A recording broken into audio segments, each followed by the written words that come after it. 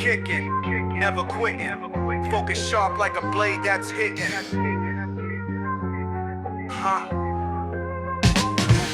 From white belt dreams to the master flow, Paul Coffey's got the mic, now the stories grow. Technique entails discipline and fire. Each guest brings truth to inspire. Keep kicking, step into your power. Keep kicking, moment to the hour. Every strike, every fall, every rise. It's a journey through a warrior's eyes. Old school, new school, all styles blend. From the mat to the mic, where the arts ascend. Philosophy deep, but the vibe stays tight. Martial minds meeting in the podcast light. Keep kicking, step into your power. Keep kicking, moment to the hour. Every strike, every fall, every rise. It's a journey through a warrior's eyes. Keep kicking. Keep kicking. Paul Coffey leads and the journey begins.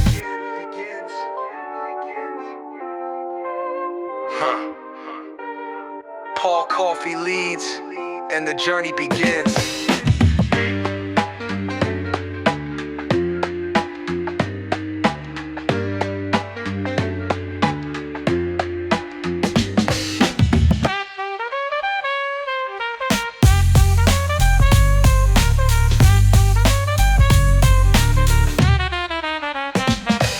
Technique entails discipline and fire. Each guest brings truth to inspire. Keep kicking, step into your power. Keep kicking, moment to the hour. Every strike, every fall, every rise. It's a journey through a warrior's eyes. Keep kicking. Keep kicking. Paul Coffey leads and the journey begins.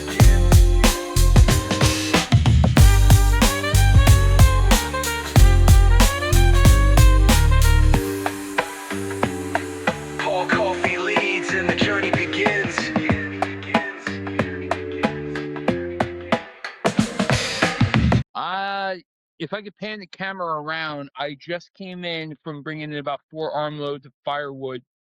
We have about 4 inches already, and it started at 6 a.m. So here it is. It's 9 a.m. They're calling for 18 to 20. We have somewhere in the neighborhood 2 to 3. Mm-hmm. Started yesterday. Like 1-ish, 2-ish. And it's been like the finest, lowest dusting. Yeah, I mean this is perfect for skiing. I mean, if this was west of the Mississippi, this is ideal. And obviously, you know, here in Northeast PA, where I am, Paul, Elk Mountain, Camelback, Shawnee, there's about 6 local ski areas. And on the vertical drop, anywhere between about 800 to about 1,100 feet. Not spectacular, not Adirondack, and certainly not New Hampshire or Quebec. Yeah, I mean, the skiing is decent. I haven't skied in years. I'd love to pick it up again, but unfortunately, you and I are both, the odometer is at a certain point, the aches and pains. That's one of the reasons why I stopped playing hockey. And, you know, I tried to get into more of the gentle arts, but I don't have to be the walking ER unit. That being said, how you been? I see you got the little bit of the facial growth going on there, buddy. Yeah, I let it grow until I'm about to do any sort of grappling. Then we make it sandpaper. Get a little bit extra. Agreed. So I'm great. Good. So, glad to hear that. Yeah. So are you moving forward with your dojo plans you were talking about when we were in New Hampshire? What's going on with you? I don't know if we're actually like recording recordings for the sake of recording, or just you're going to flip the switch. It doesn't matter. By the way, we always have an invader. This is she's at least 16, maybe 17. Yeah, this is one of my seniors. She's getting up there in age, so she's of the point where she wants a lot of attention. Anyway, floor is yours, sir. Tell me what's going on. We do recording in this capacity just because it's easier, and sometimes there's a cold open because somebody says something that's worth editing in. But it's also gives people a chance to warm up. You know, I sit down with a lot of people that haven't even met me yet, so it gives them a chance to like kind of warm up in the conversation instead of like, now we're going to push record and then they freeze back up. Right. I've been looking for I've been looking for spaces. spaces.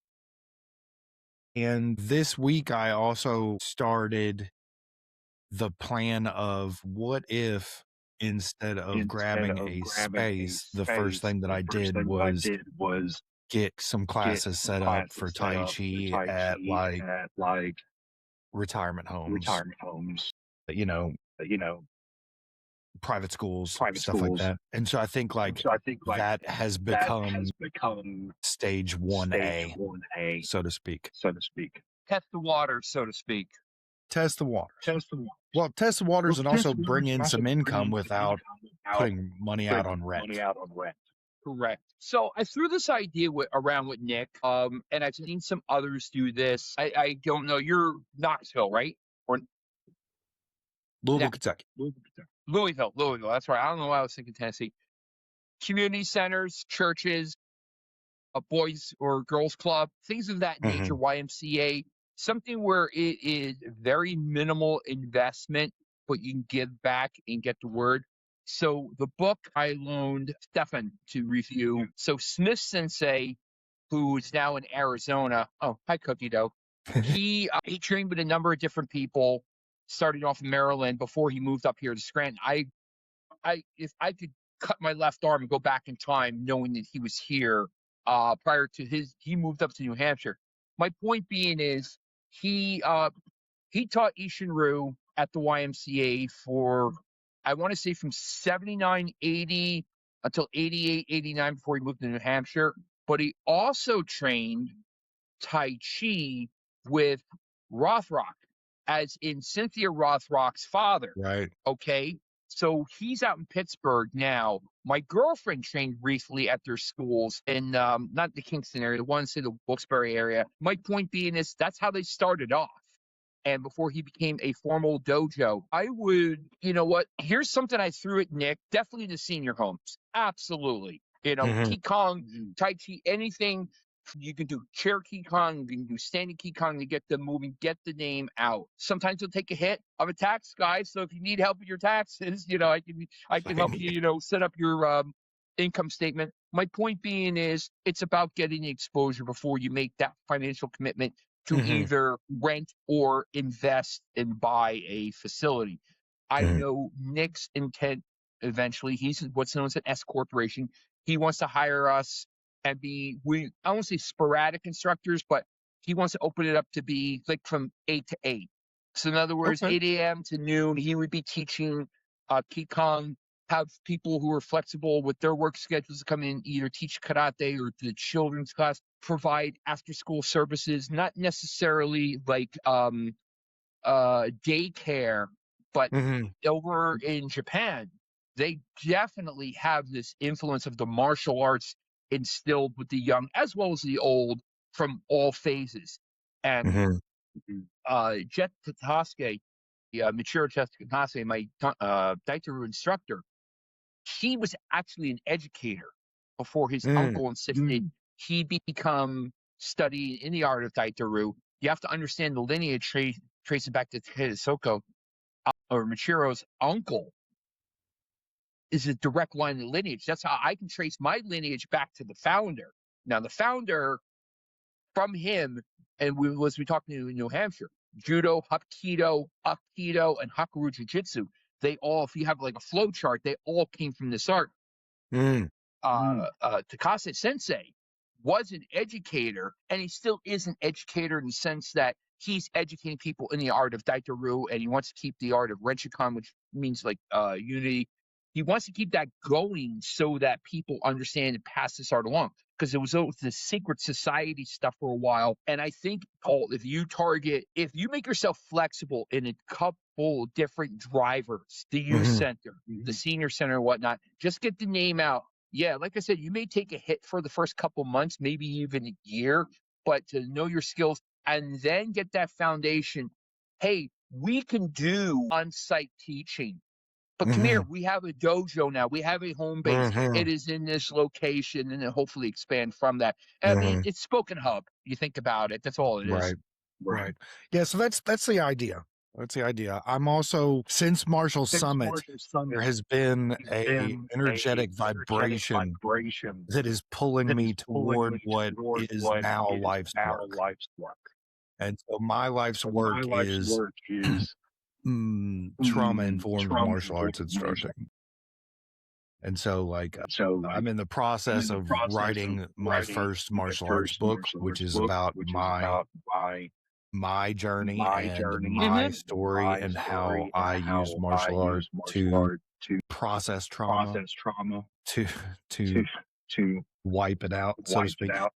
And I'm also working on a series of like blogs or articles that I'm writing that the whole work is on trauma-informed martial arts instruction, but each one is about an individualized thing. Like the first one that I chose to write is about sexualizing martial arts. I have a friend of mine here who has a BJJ dojo, and he writes these blogs. Usually they're very technical and they're very brilliant, and he very rarely goes on the like philosophical side of things.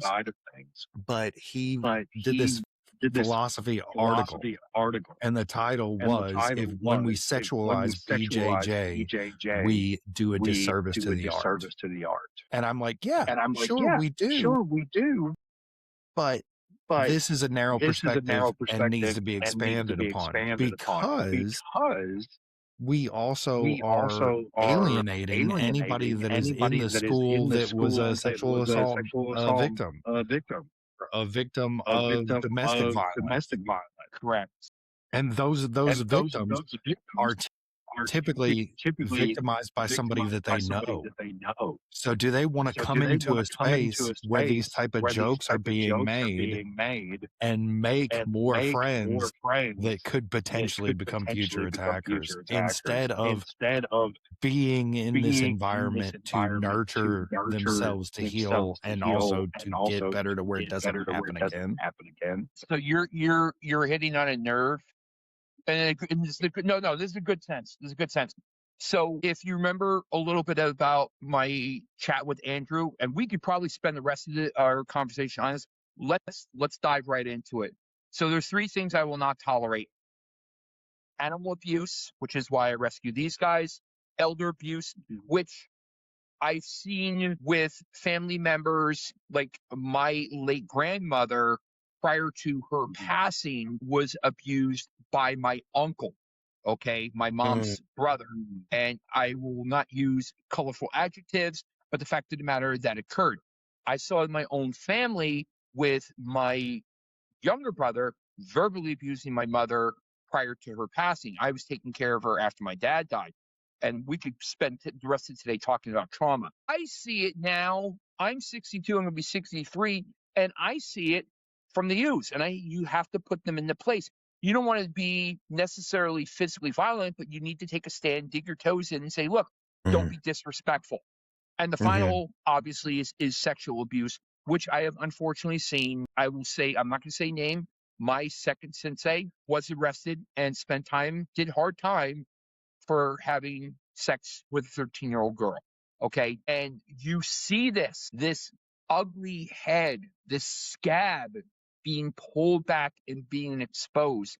So for you to set up a community of damaged individuals, death of a parent, death of a loved one, house fire, open heart surgery my resume alone.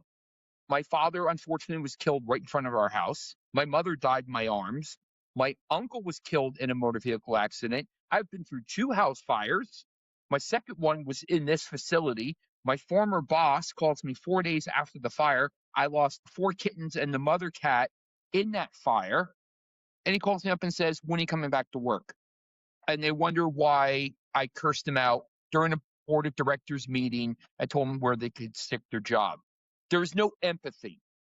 That is universal. It's not just the martial arts ball. It's across the boards. And I think we as martial artists, we really need to start reeling this back in. You hear in Tang Soo Do the Harondo warriors. These were the elite. These were philosophical. These were scientists. These were teachers. These were people who were of a higher knowledge, but they were warriors too. We need to establish and start being set apart, not as the outcasts that, Yes. what are you guys doing in your funky pajamas? That was one of the first things I ever heard almost 40 years ago when I first got into martial arts. Oh, you're hanging out with your buddies. No, it's not about that. I'm of the 100% conviction, the more I've been in the martial arts, you have to be a little bit off center to get into it in the first place. Let's face it, Paul, okay, especially in the grappling, okay, it's very easy. And as I showed you some of the stuff that we did in New Hampshire, to put somebody in a position of pain as well as physical injury very quickly, okay? So you not only need a pain threshold level, you need, as I see one of my cats walking around, you need an understanding of where this comes. The martial arts is designed to protect yourselves. It came from the military background. It came from the battlefield. And what traumas do you see in the battlefield? Okay, 90% of the people today will never experience the feeling of being cut with a samurai sword, being hit with an arrow. So that society has evolved, and now it's become a battle of the jungle, especially the concrete jungle. Look what's going on in our cities, in our deteriorating society. It is a threat. Every time you go out in public, you run the risk of just interacting with an individual who is off kilter or for whatever reason and feels the need to inflict violence on you. That, my friend, is a trauma. I've had it where somebody pulled into the parking spot next to me and nearly clipped my call. I'm like, excuse me. And you know, sometimes you snap a bolt, but excuse me, sir, could you move your, and then they're either having a really lousy day or, you know, maybe they are just, they're on something or they're just naturally nasty for whatever reason. And then it escalates. We need to be the de-escalators. We need to be the peacekeepers, whatever you want to call it, no matter how our arts.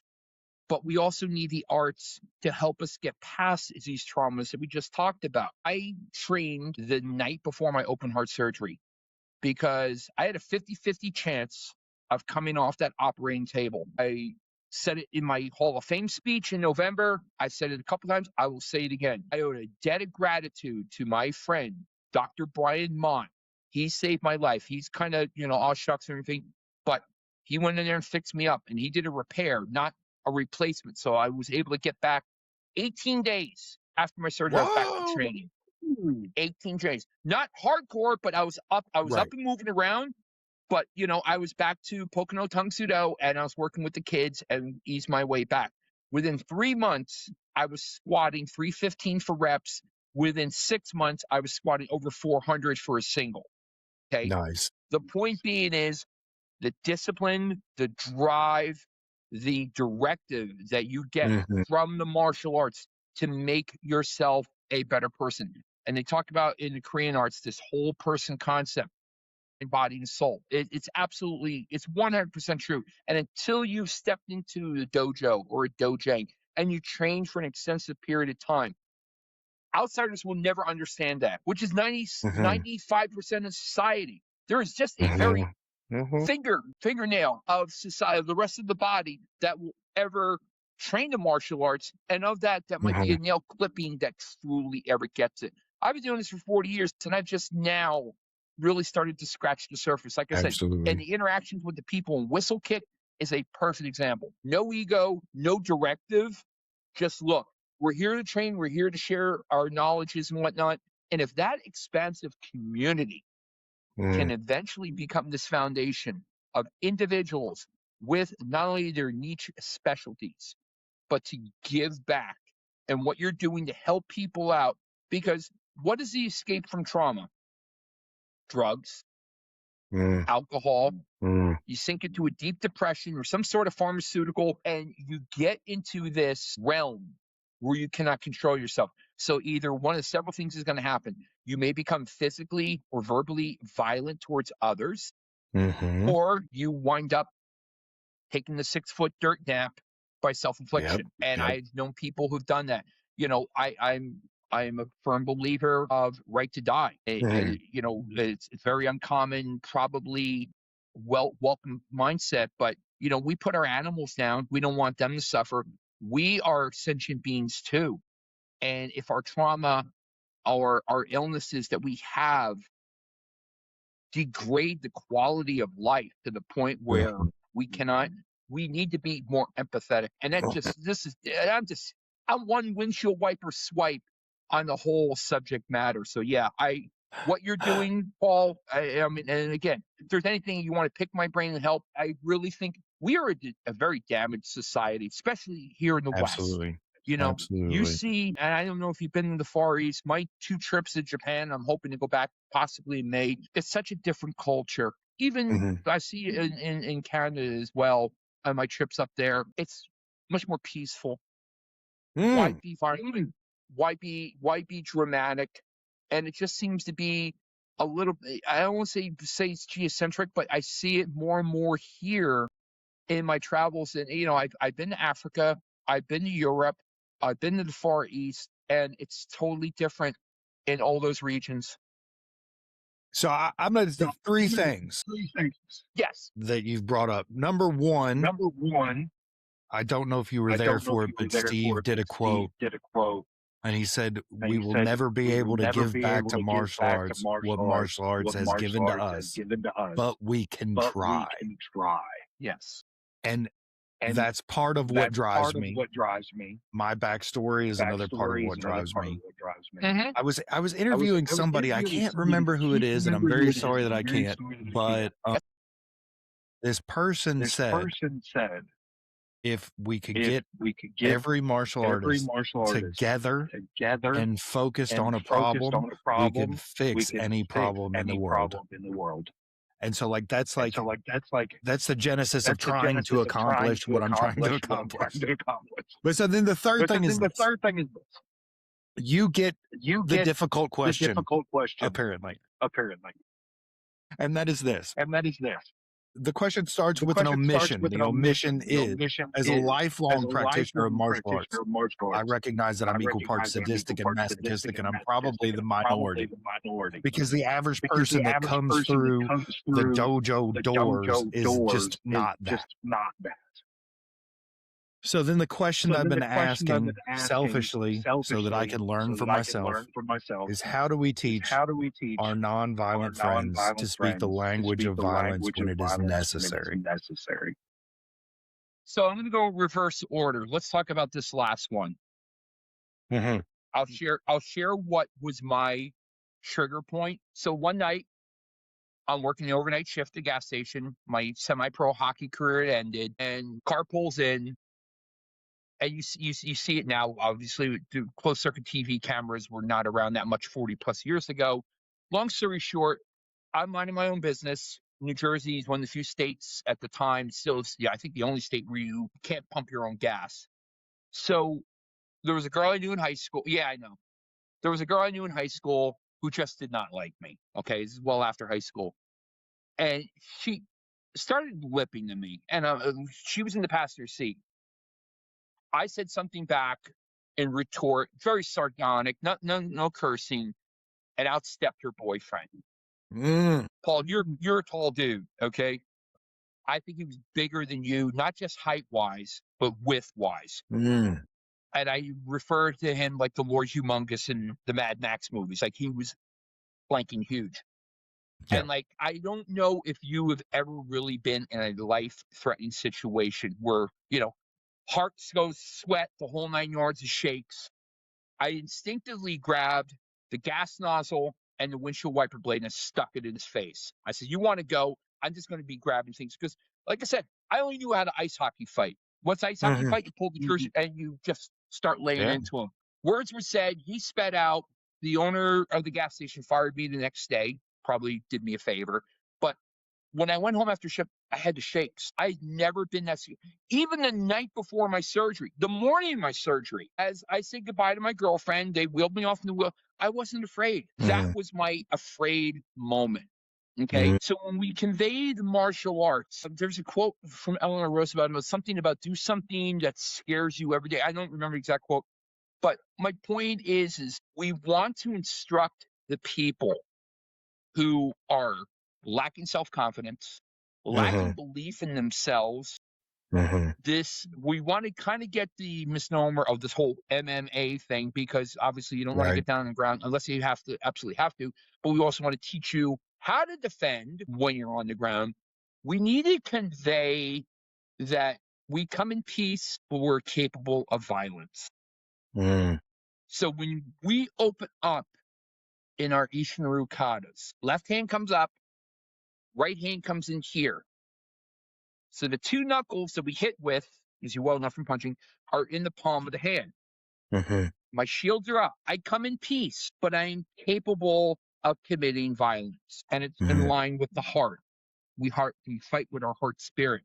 So I think if we can convey, and there's a bunch of books on it, I can find some information for you and send it to you.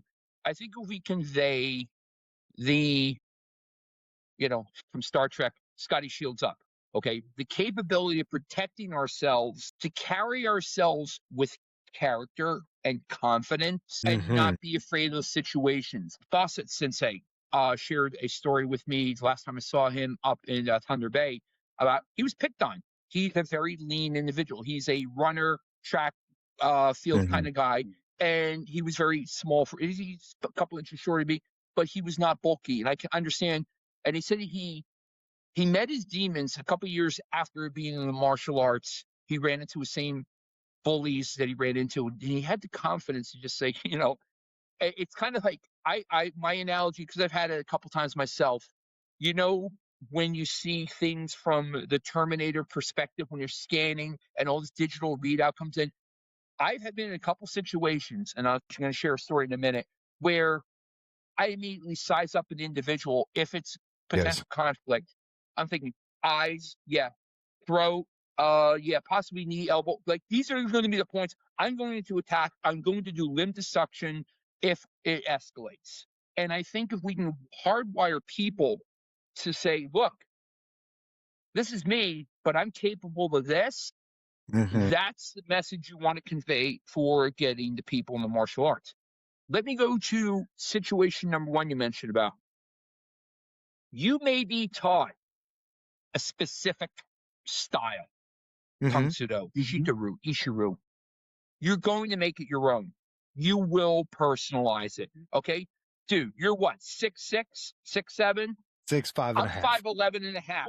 So even if we both did Ishinryu, or we did Tangsudo, or we did Daito-ryu, or whatever art you're doing, mine is going to be, because I'm in my 60s, I'm short, I'm stocky, and I'm muscular built. You're a beanpole, but you have advantages to your ability. For sure. There are things that you can do that I cannot do. There are things that I can do that you cannot do. So when you teach the martial arts, you really need to analyze. And is this one of the things? If Nick sees this, he'll nod his head. I tell, especially the high school students, take your biology class. Understand how the human body works. You see these videos, and I really liked the series. There was very limited on the History Channel or Military Channel, where they would take like a Marine Corps versus a Roman gladiator, and they cross combat. Human weapon, right? Yeah, that's it. Yeah. So when you take a look at it, and again, you start to analyze people, understand how the human body works. The minute you understand how the human body works, then all of a sudden you start getting into either pain threshold, which most people don't want to like, but you have to instruct them as an instructor. This is what you need to deal with and be prepared yourself for their body condition. I'm not saying you got to beat on them, but you also have to be the ability that if you do get hit, you're like, wow, okay, I took that shot and I'm still standing, or, it's either or. When you personalize your martial arts, you may be a great kicker. I may be faster with hands, or vice versa. You need to look into their strong parts as well as their weak parts and understand how to either improve the weak parts or enhance the strong parts so their weak parts are not exposed. That's one of the reasons why I got into Daito-ryu. So, long story short, Annie Sloan, who is in the United States Navy. I think, I don't know what carrier is on right now. I think he's on Lincoln. He's in Japan right now at Iokuni. He and Bill Pogue put up about 8-9 years ago a plan through USA Judo to get your black belt in jiu-jitsu. So I'm all about, obviously, knowledge. The reason why I went to Tang Soo Do is so I wanted to get a second black belt, but also to understand the Korean culture. And that's when this whole interweaving cross-training type thing, which 30, 40 years ago, if you told your sensei, which I unfortunately experienced my first sensei, keep your mouth shut, because the ego, which is another whole subject we can get on, they don't want to lose students, but you have to understand where we came from. And that's one of the reasons why I got into Daitaru. So Sloan said, well, you can do one of two things. You can either go to Louisiana or Michigan and test in person, or you can submit a video. Well, I'm not about the whole YouTube university thing. And I knew enough about judo and jujitsu to maybe finagle it, but I really wanted to drill down. And that's how I got into Daitaru. So Tony Anisi, I connected with via LinkedIn as well as Facebook, has been training Daitaru Aiki Jiu-Jitsu for 50 plus years, almost 60. Guy's in his 80s and he moves like a cat. Unbelievable. Like, just Nice. sick. That's a guy you should have on your, look him up if you can, get him on your show. So Anisi, who connected me with Paul Zavasak. Paul Zavasak is my Daitaru instructor, and I've been with that for 5 years. I took the aspects of Daitaru and understanding Ikkyo, armbar, Nikyo, Sankyo, Kotakayashi, Shogunagi, the things that I worked with you when I showed up briefly up in New Hampshire.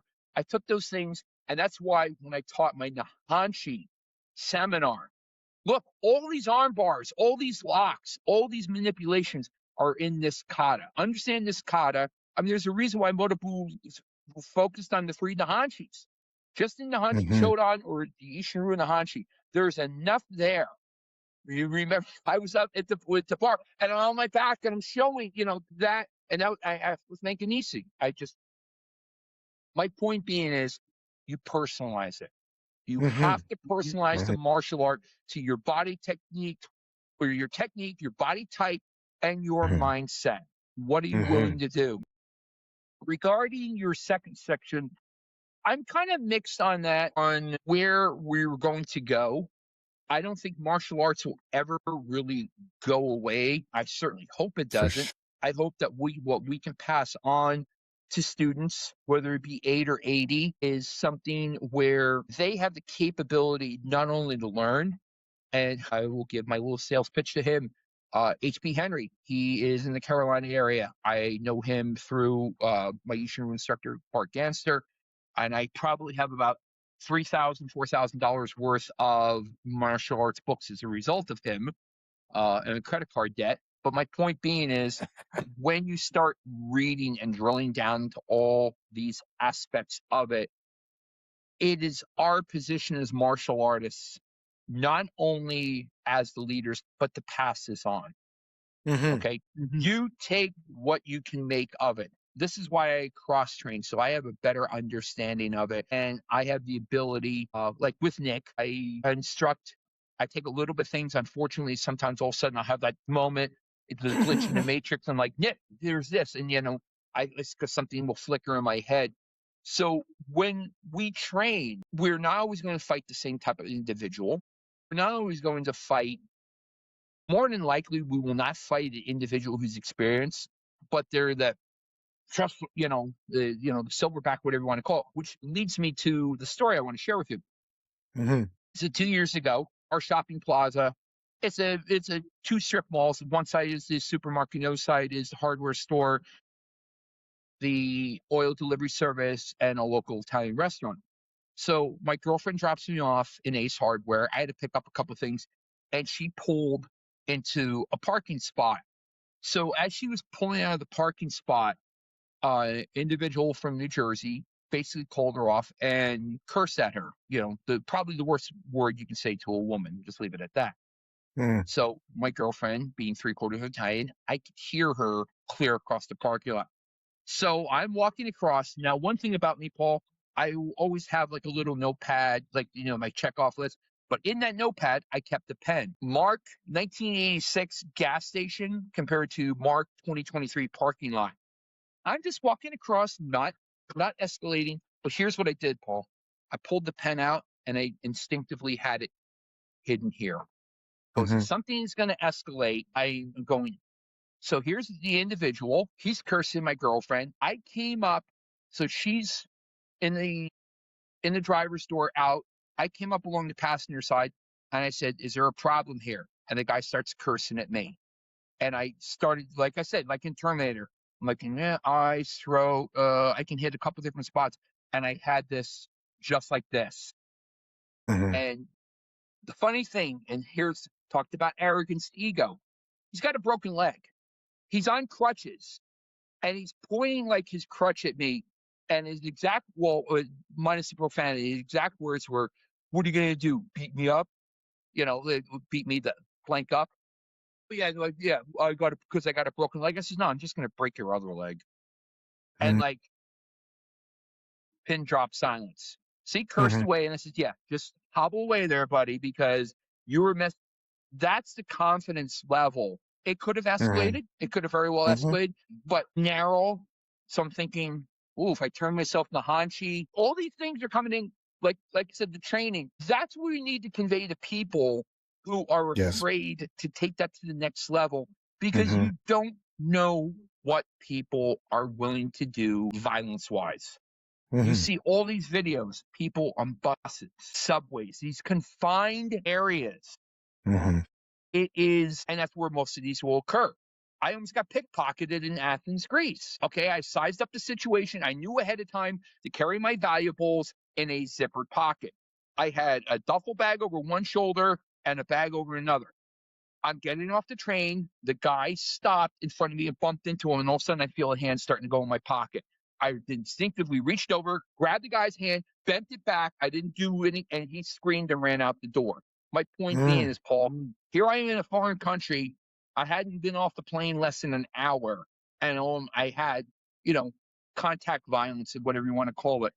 So when we talk to people and we express the training, it's about how they convey themselves. Are you going to be a victim, looking down, doing this, which is obviously,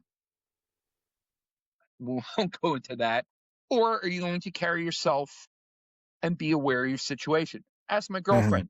Every time we go out in public, I make sure we get a booth.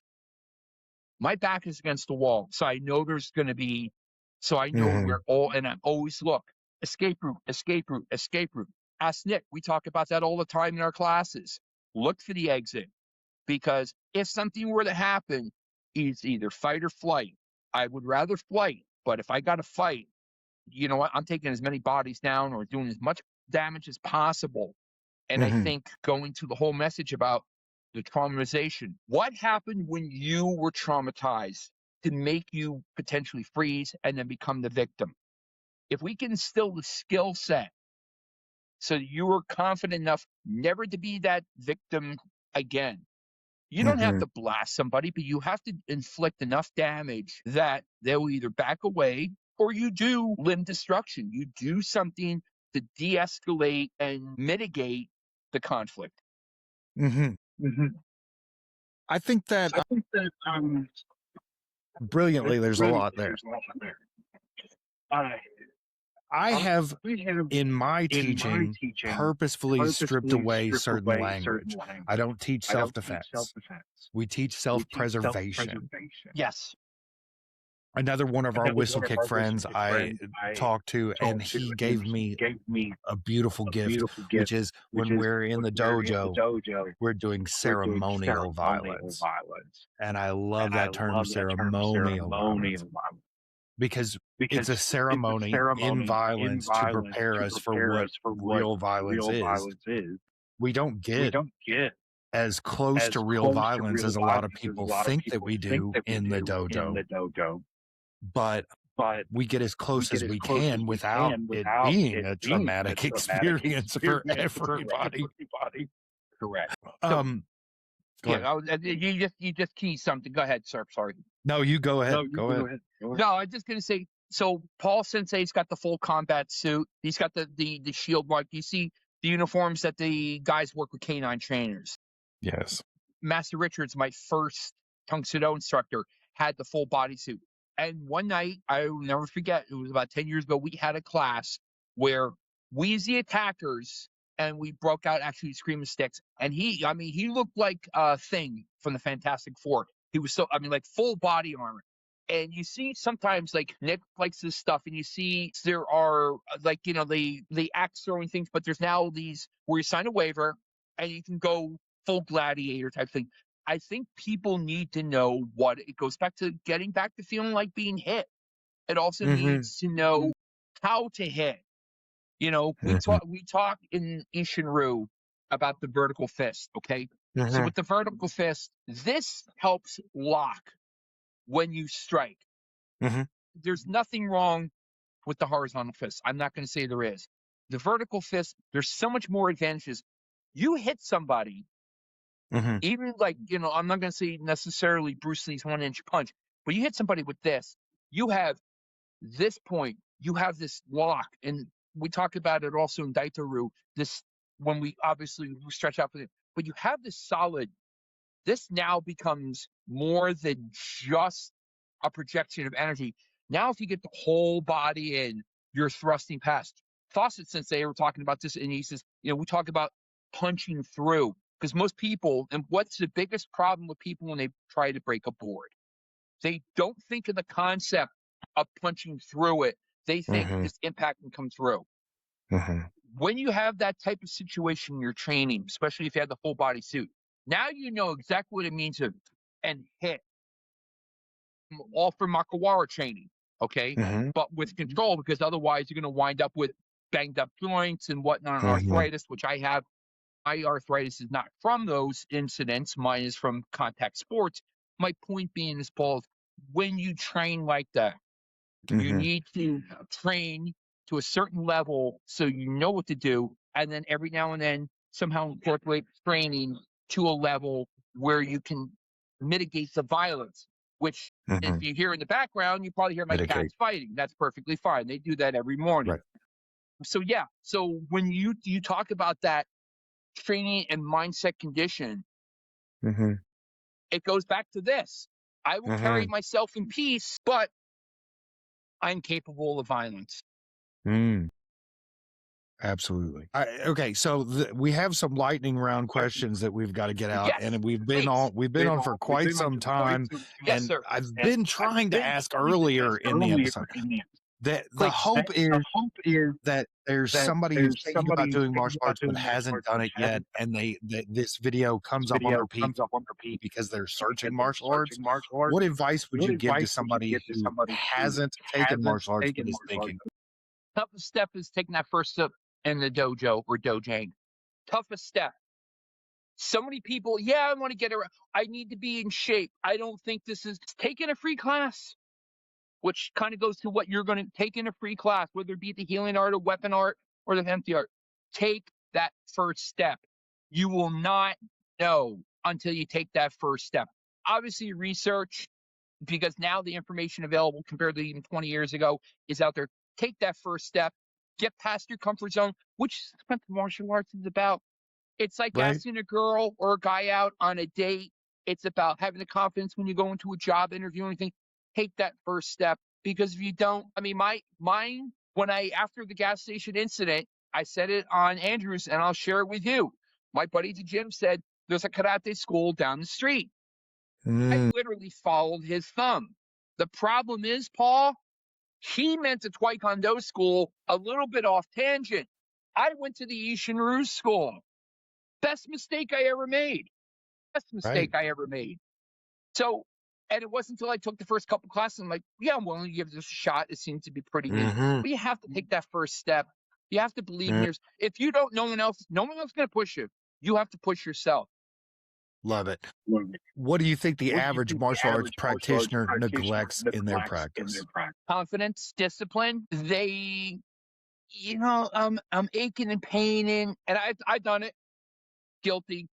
There are days I've been sick, don't feel well, I have allergies, I've got arthritis. just get off your duff and train, even if it's for 15, 20 minutes in the yard or going to the school. There were days when I worked at the warehouse 5 years ago.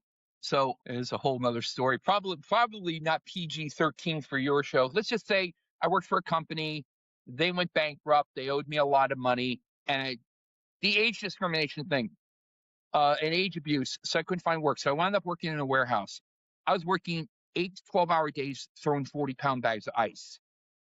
Let me tell you something. You want to talk about humility, being in your late 50s, open heart surgery survivor, and doing that, but that's all the work I could find. And then what made matters worse, they cut our salaries by 19%. It's a cost-saving measure.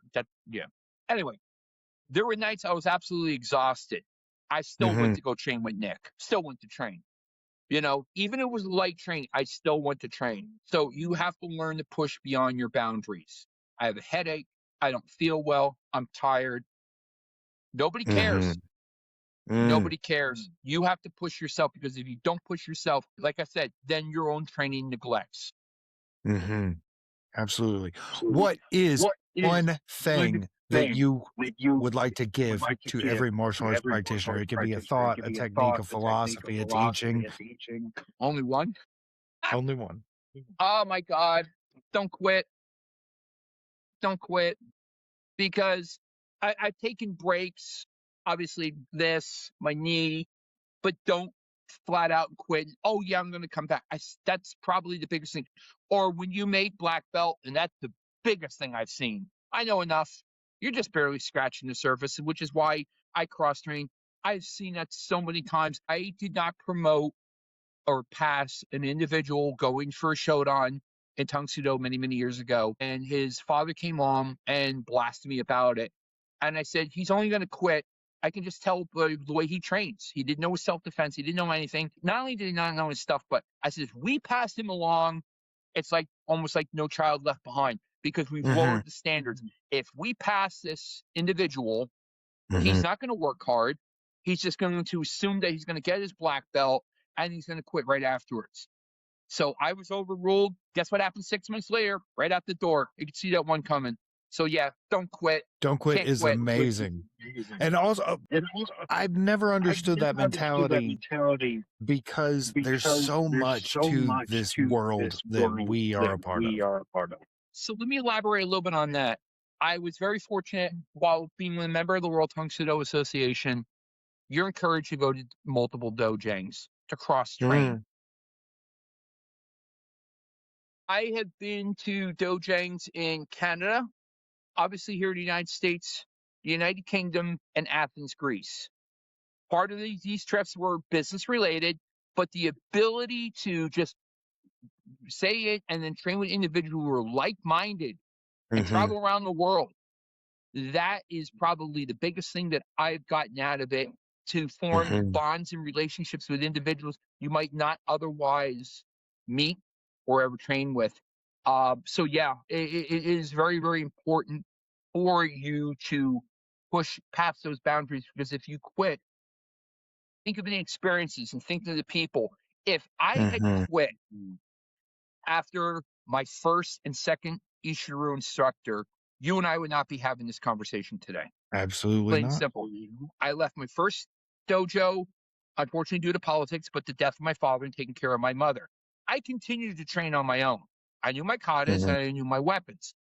My second, like I said, unfortunately, is a sexual abuser, and I just, like I said, it's walked away. Still, fortunately, through the internet and through the connections I had, started scratching the surface. And like I said, there are people like Nick, like H.P. Henry, like Paul Salvasan. These are individuals who were very well versed. Ganster Sensei worked with the late Ed Burns, who was a jiu-jitsu instructor, and formed a pseudo Ishin jiu-jitsu, which he took the jiu-jitsu techniques and operated it within Ishin-ryu. These are the type of people that I want to be involved with and share knowledge. And obviously you have the opportunity to teach. Like I said, whistle kicking is another perfect example. And I'm going to be perfectly honest. Now I can boast about it. My Nahanchi seminar, dude, I was sweating bullets, like, because I'm in with about 20 people and you didn't want to mess up. I mean, Nick was a great Uchi for that, but Nick and I had gone through the things. But there are times, especially when you're in that new environment, and that's maybe an amendment to the advice. Don't be afraid to step beyond your bounds. We have to be leaders. You know, you hear out of the box or whatnot. I tested for my first black belt July, I don't remember the weekend, in 1991, one of the hottest weekends in New Jersey history, figures. That week was brutal. Like, I lost a lot of weight. So I passed my test. Sunday morning, get promoted. Went home to my parents' house. I was living with somebody in Hazleton, Pennsylvania at the time. She went back, took her kids back. Crashed at my parents' house and went to the beach the next day just to chill. Tuesday was first class back. Sensei Lipinski says, "You're teaching tonight." Like, I walk through the door, goes, "You're teaching tonight. Teach something. Teach a class." Here I showed up. I think we were going to train, or maybe, now that I was black belt, maybe start into more in Kabuto or something like that. Nope. You're teaching. That's the type of things that we as martial arts need to pressure point, to stress tests, to, and it goes back to people understanding it. You need to know where your limits are. How much are you going to do to protect yourself? How much are you willing to endure so you be ready to protect yourself? All those things are part of that amalgamation. That touches really beautifully on something that I've been saying, and that is that as martial artists, the only two things that we own, like I do not own Shaolin Kempo, as an example, even though I've been doing it for 32 years. But I own my intent and my perspective. Correct. And it's my job to set my intent and to express my perspective. And that's what we're doing. Whistle kick, like, I had that same thing. I've been teaching for 28 years, and you get a little nervous teaching because at Whistle Kick, you're teaching to your peers. You're not teaching to a class. And so it is a little fundamentally different. But I went back to just extend the perspective that I have out to these people. And if anybody wants to grab onto it to expand their perspective, that's good. I agree. So Carl Hovey asked me to teach at HoveyCon in Virginia a couple years ago. Al Mady asked me to teach last year at the Ishinryu Martial Arts Summit in Thunder Bay. At least I was somewhat prepared. And not saying I wasn't prepared for Whistle Kick, but you're right. It's those two incidents, you had to mix. Whistle Kick was at our peers. Like, almost everybody in that room was a black belt level of some discipline. And I'm like, wow, I just went from maybe senior high school to graduate school thesis presentation time. I'm like, oh, I better have my white paper ready. Right, indeed. I want to end by asking, and this could be as long as we need it to be, aging within the martial arts. Because we throw ages around. You've had all of your surgeries. You're older than I am. We just found out, got your black belt 2 years before I started martial arts. So I started in 93. I had tested for my first, the junior black belt in 97. So that's my trajectory. But so you got 91, you got that first belt. But also I am 42, about to be 43. And I have people on a very regular basis card me. We don't believe you're that old. Show me your ID. I have had people that are on this podcast that shouldn't be moving anymore. In American society, you can find somebody your age that is bedridden or walking with a cane or maybe worse. And so I've been I've been asking, asking, how do we how age do we age gracefully? What is the gracefully? What is secret? the I think secret? I think one of it is one of very it is obvious. very obvious. Continue to move. Continue to move. And that's And not a martial that's not arts a martial thing, arts though thing, martial arts though martial is arts our is vessel our to do vessel that. to do that.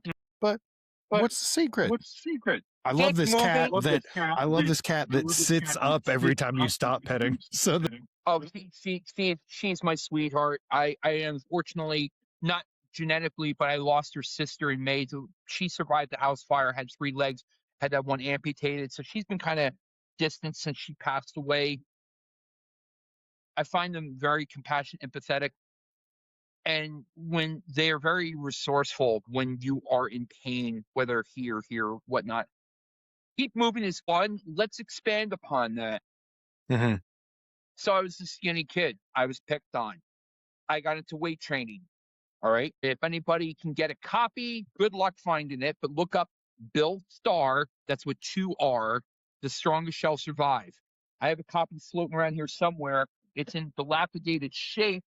Here it is. This, sir, human in this condition is Mhm. worth about $300. Okay. Look up Bill Starr's Strongest Shall Survive, the big 3. So Mhm. I originally got into strength training for ice hockey. And I Okay. eventually went from about 177 to the 220s. I was able to squat over 500, deadlift over 500, and a bench. My highest ever, I never wanted a big bench presser, was about 337. Okay. So for natural, no steroids, no nothing, at 198, 1,300 natural is not bad. That's mid range. Obviously, I can't Mhm. do those numbers anymore. I wrote a white paper. I'll gladly email it to you if you want, about training over 50. Now, Yes, I'm please. 62, so I wrote this 10 years ago. The most important movement, whether you are 5 or 85, squats.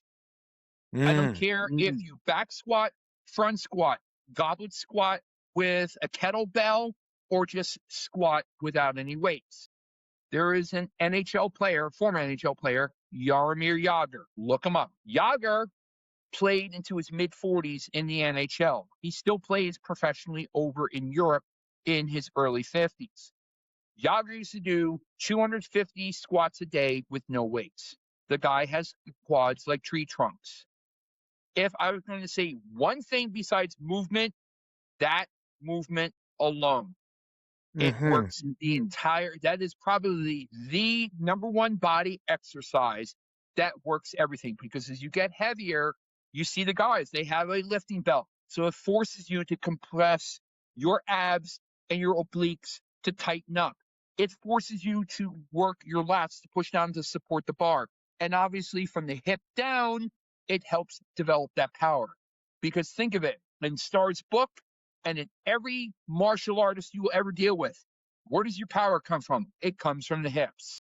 Mhm. So if you're going to maintain mobility, Mhm. flexibility, and the ability to still move, compete, as I still do, squats would be the way to go. I mean, I competed at Gillsburg and came away with 2 first place trophies back in November, the same weekend I had the Hall of Fame induction. It came back down from 4-2 to win my fight 7-6. Okay. I will compete as much as I can until my body says no. But taking the expansion of the movement, do squats. Does not matter what type, and remain flexible. Whether it be yoga, don't sit on, when I do my calls for my clients, I do them standing, and I'll start moving around. I have to do some sort of movement, because if I am not mobile, and I just started doing a little bit with Comstock Sensei. Mhm. I see one of my children in the background kick the door open. The mobility drills with the Joe, which is taken Mhm. from Daikaru, but that's the weapon of Aikido, especially for my shoulder. Okay, Mhm. I need to be able to do that so that, yeah, I know they're I constantly love it. entertaining. They're perfectly fun. They are, all 15, 18, or whatever I have of them. My point is if you do not continue to move this, that flexibility, you have to move. But find out what your weakness is in your movements. Are you weak in your legs? Then that means you should squat. If you're going to do one exercise, squat. Hmm. No, that's good too, because because it's not just about it's not martial just arts. about martial arts. How many people have grandparents or parents that get older, fell, broke a hip, broke, you know, if we have a strong base, we're not going to be as susceptible to those falls and breaks. Oh, my graduating class had a little bit over 200 people in 1981. Mm-hmm. Over half of them are dead. Smoking, drinking, drug addiction, poor health, poor maintenance. Mm. You have to maintain the body. We only have one shot. You know, if I can still be mobile, I mean, I love my gardening. The only thing I really can't do that much anymore, like when I go deer hunting, like a day like today, I can't take the cold. That's just because of age. But when you're not mobile and you don't have that quality of life, and then you look back and you take a look, I had 2 deceased ex-girlfriends that were smoking addicts, you know. I gave them plenty of options. I look, it's my way or the highway, because you're not going to make my lungs, because I was told secondhand smoking was in my mind, yet my allergies, and I was constantly sick. That's funny. I've never smoked, and my health is pretty good, and they are deceased. So it's how you take care of yourself. If you do have, like, there's a couple guys I follow. I will have 2 cigars a year. One on my parents' birthday with both my mom and my dad. That's it. I will have a bourbon Manhattan in honor of them. That's it. I will have an occasional glass of wine. But if you're going to do that, do it in very, very moderation. But you have to take care of yourself. If you don't take care of yourself, that's the end game right there. Absolutely.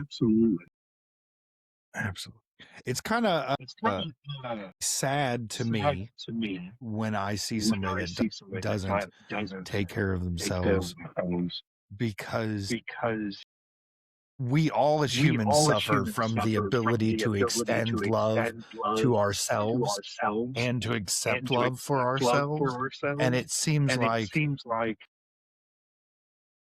eating poorly, smoking in excess, drinking in excess, stuff like that is like another wall that's put up in the already very walled fortress that has to get through to get to us. Correct. Individually. It kind of goes back to what you were talking before about the trauma. You know, were you traumatized that you need to go to these addictions? Perhaps we have an alternative that will maybe painful, maybe discomforting, but the side benefits of everything we do. And if we're going to close out on this note, if you have trauma, we have an option that is a healthier, more economic, more beneficial than to bury yourself in deep in the addiction. If you can confront it and use the martial arts as a tool in your healing from your trauma or traumas or ongoing situation, then we both benefit, because we can share our experiences, we can share that knowledge, and we can help others in the long term. And I think that, you know, that's what we really should look at for everyone who wants to get into martial arts, and we as martial artists to pass along.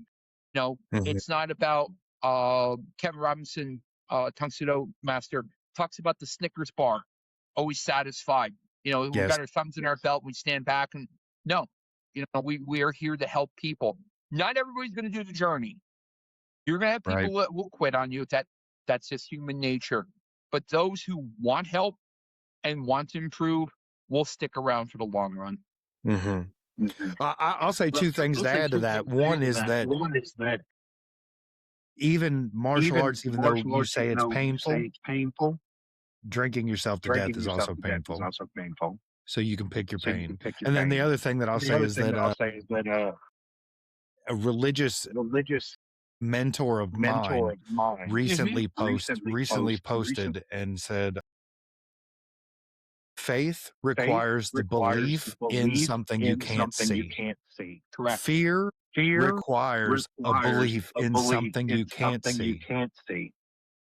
Pick what you can't see. I'm not religious in the concept of that I need to have four walls around me, but I am very spiritual. And that has also come from, to be one with harmony and be one with nature and be at peace and to respect, your fellow. There are people who will not respect you. We see that every day of the week. Sometimes we lose our temper. Mhm. I try to maintain the even path 98% of the time, whatever, and there's no specific number. Usually, sometimes you have to turn the other cheek. We as martial artists, that 2% that we can't turn the other cheek, we better either be able to protect and defend ourselves, kind of like what's going on in the corner there, back in the background, which, by the way, I learn a lot from Just watching these watching. guys fight, Absolutely. watching animals engage. Like during deer season, I saw 2 bucks doing the battering of like, oh yeah, okay, I can see why the head would turn. Wait, that's caught up. My point being is we just need to really, as martial arts instructors, to give back. We need to share, and it goes to everyone who's listening to this, everyone who may be fearful to take that step and say, hey, you know what? It's not about what you see and the perception you see on television or in the movies. That's the other big thing. Look, I saw the original Karate Kid. I didn't get into karate until 2 years after the movie came out. Had no correlation. No correlation. Was my trigger point was the gas station incident. But then, I see stuff like Cobra Kai and a couple of these other things, and I'm kind of like, yeah. I will watch Seven Samurai, even though I don't speak fluent Japanese, but I know enough about it to watch the sword interplay. I'm like, okay, so that's how he's moving the cut and how he's doing the extension. And that's, between the instructors that I deal with, that makes me realize how much I need to improve. And if I understand I need to improve, then I can show people how to improve themselves. Absolutely. Is there anything that you didn't get to say? Is there anything I didn't ask? Not really. I mean, just that appreciate the time. It's an honor, obviously. It's always good to connect with you. You can always message me and send me bad barbecue recipes or whatnot. My journey, if today's the last day I take my breath, and this is my legacy, my epitaph, be kind, but be protective. Be protective of your loved ones. Be protective of yourself, your property. Be protective of your soul, your mind. And I believe the martial arts can do that. And when I was nominated, I had a real tough time doing my speech for the Hall of Fame in November because there was just so many moving parts. You're given 3 minutes to give a speech. My one went a little bit over, but there were so many people to thank and so many memories of that journey that people will never understand until you take that step. It goes back to what I told you before. Take that first step and you will be on that path. And then when you get to that path, you're gonna have to decide: am I gonna pursue this, or is this gonna be like something else that I'm not gonna pursue? And that's the thing. You have to have the discipline, but you also have to have the focus to do that and make that a lifestyle. Absolutely. Where can the people of the internet find you if they would like to, if you'd like to be found? So I am on Facebook. I am on Instagram. They can connect through you. They can, because we're friends and whatnot. They can email me. My email's on there. I'm here to help. You know what? And I don't charge. That's one thing I did get from my first Tung Sudo instructor, because he was a former Lutheran pastor. It was a kind of give back to the community. I understand people want to get into it for the money. Fully understand. We are capitalist society. But I also agree that there are times you need to give back to others because you've been blessed with either a gift or an ability to transmit that gift. It's not about the medals. It's not about the trophies, though I love winning them. Don't get me wrong. It's Right. about the message you convey to be a better person and to help those who are not that level or lack the confidence to help build them up. Mark, I want to thank you for your time, because I know time is a precious commodity that we don't have enough of. I appreciate you extending that to me. what I tell all of my guests, tongue firmly planted in cheek, but a little less for you, is that now because you've had that conversation with me, but also our time spent together in person in Marshall Summit. You're part of my martial arts journey, whether you like it or not. And I can't thank you enough for So I look forward to April. Obviously, future summits, as long as work doesn't conflict. I recently changed jobs. I'm going to be focusing a little bit more on my environmental gig while I do taxes, and I will be logging in, unfortunately, shortly. But considering there's a blizzard going on outside, because it went from 50-yard visibility to 0 visibility, so I get to watch the snow. I want to spend more time doing this. I want to spend more time conveying the message, because time is of the essence. We are limited. Time is finite. I know the grains in the hourglass on the upper level of my scale are much less than in the lower level. So if there are like-minded individuals who can learn from this, advance themselves, whether they be 5, 10, 30, 50 years younger than me, then I've had an influence in them, and hopefully they pass it along. Special thanks to Master Nick Ackery, who is my inspiration to paint my canvas.